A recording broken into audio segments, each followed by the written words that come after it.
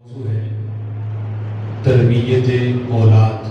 سبحان اللہ۔ رب ذوالجلال ہمیں قرآن و سنت کے اصولوں کے مطابق اپنی اولاد کی تربیت کی توفیق عطا فرمائے۔ آمین۔ اولاد کی تربیت یہ ہمارے دین کے شعبہ جات میں سے ایک اہم شعبہ ہے۔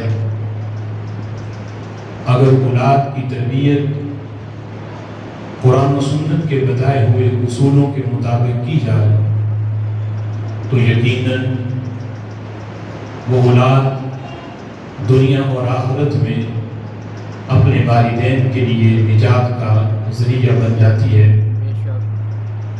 اور اگر اولاد کی تربیت میں والدین کی طرف سے کمی رہ گئی، کجی رہ گئی اور اولاد کی تربیت دینی اصولوں کے مطابق نہ ہو سکی، اولاد نیک نہ بن سکی، تو قیامت کے دن رب ذوالجلال کی بارگاہ میں اس کا بھی جواب والدین کو دینا ہوگا۔ رسول اکرم صلی اللہ تعالی علیہ وسلم ارشاد فرماتے ہیں کہ فرمایا کہ تم میں سے ہر بندہ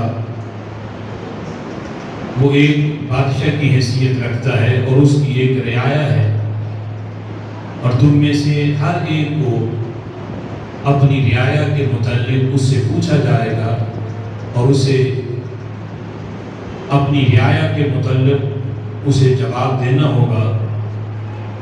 یعنی گھر کا جو سربراہ ہے، جو فرد ہے، اس کے ماتحت جتنے گھر کے افراد ہیں وہ ان کا حاکم ہے، اور گھر کے افراد ان کی حیثیت ایک رعایا کی ہے۔ تو فرمایا کہ ہر حاکم سے اس کی رعایا کے متعلق سوال ہوگا۔ اسی طرح والدین جن کو رب ذوالجلال نے اولاد پر ایک حاکم کی اور سربراہ کی حیثیت دی ہے، تو خالق کائنات جل جلالہ کی بارگاہ میں اس لحاظ سے بھی والدین کو جواب دینا ہوگا کہ انہوں نے اپنی اولاد کی تربیت کن اصولوں پہ کی۔ اگر قرآن و سنت پہ کی ہے، اولاد نیک ہے، تو یقیناً یہ اولاد قبر و حشر میں اپنے والدین کی نجات کا ذریعہ ہے۔